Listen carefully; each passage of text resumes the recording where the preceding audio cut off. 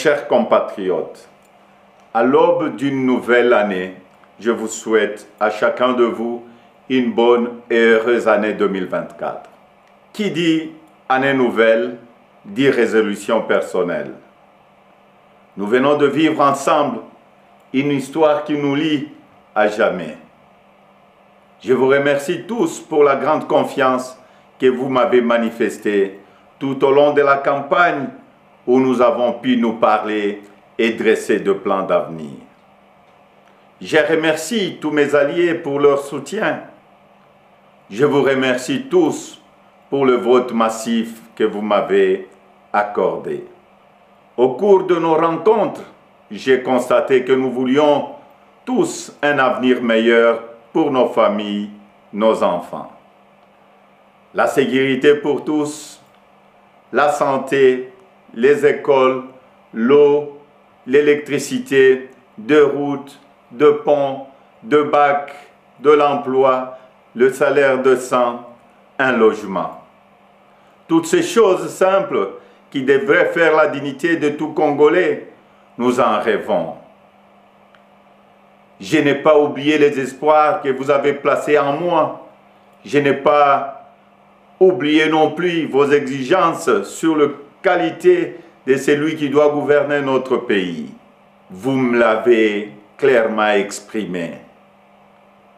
Vous voulez que le pays soit dirigé par des hommes intègres, ayant le sens de la justice et du bien commun. Vous exigez qu'on vous rende compte et qu'on vous associe plus étroitement à la gestion du pays, tant au niveau national, provincial que local. Lors de cette campagne, j'ai pris vis-à-vis de vous un engagement, celui de changer le Congo. Je n'entends pas le trahir. Depuis le braquage électoral du 20 décembre, dont nous sommes tous victimes, nous vivons une énième usurpation de notre souveraineté. De partout, j'entends monter des cris d'indignation, des cris de contestation, des cris de colère, des cris d'exaspération. Au mépris de l'expression populaire, un régime issu de la fraude, de la tricherie et du fait accompli veut s'imposer à nous. Il n'en sera jamais question, absolument jamais. À l'aube de cette année nouvelle, au cours de laquelle nous aspirons à la paix, à la sécurité, à la stabilité et au développement, nous savons tous que nous ne pourrons jamais bâtir une nation apaisée et tisser le lien du vivre ensemble sur le mensonge, la fraude et la tricherie.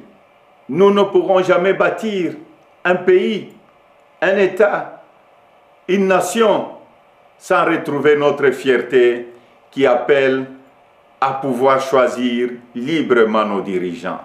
Le serment de liberté que nous ont légué le Père fondateur repose sur le lien sacré qui doit exister entre le peuple congolais et ses représentants. Tromper notre peuple ne fait qu'aggraver la lancinante crise de légitimité qui perdure dans notre pays et nous fait passer à côté de grands espoirs. Mes chers compatriotes, à vous tous qui avez porté vos suffrages sur moi, à vous tous qui savez qu'ensemble, un nouveau Congo est possible, je vous fais le serment de ne jamais vous abandonner. Nous entrons aujourd'hui dans une autre phase de notre quête pour la liberté. Nous devons ensemble soustraire notre pays des mains de la prédation, de la corruption, de la gabegie et de toutes les injustices. C'est pourquoi, avec d'autres compatriotes, avec les forces sociales et politiques et prise de liberté, un sursaut citoyen est nécessaire. Sauver notre démocratie est devenu plus qu'une priorité. C'est un devoir et je ne faillirai pas à mon devoir citoyen. Raison pour laquelle je vous demande de ne pas baisser le bras, de ne pas céder au découragement ou au pessimisme, mais bien au contraire, de reprendre la marche que nous avons engagée ensemble. Parce que rien n'est fini, tout est encore possible. Et ce nouveau Congo, nous y avons droit et nous ne laisserons à personne le droit de briser le rêve que nous avons de le bâtir ensemble. Notre Constitution nous invite à nous opposer à tout groupe d'individus qui veut prendre le pouvoir et s'y maintenir en dehors de la volonté du peuple congolais. Pour notre dignité et l'avenir de nos enfants, nous sommes tenus de souscrire à tout le moyen qu'elle met à notre disposition pour refuser la fraude et l'installation de la dictature.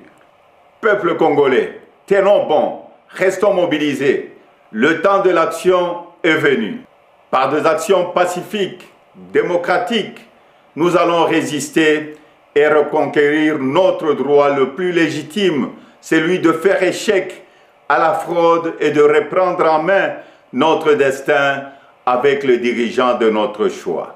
Amis partenaires, frères africains, les Congolais n'ont-ils pas le droit de vraies élections? Dites-moi, dans quel pays au monde l'on retrouve des machines à voter entre les mains des candidats du pouvoir et on se précipite à proclamer et à féliciter un vainqueur aux élections? Dites-moi le nom de ces pays. Citez-moi un seul pays au monde où l'on décide de prolonger la période des élections de 11 heures à 6 ou 7 jours et on se précipite ensuite à féliciter le vainqueur.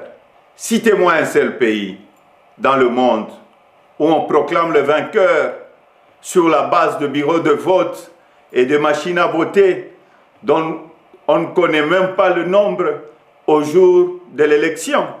Personne ne peut s'ériger en complice de cette fraude électorale que nous accepterons jamais. Que vive la République démocratique du Congo, unie, libre et prospère. Merci.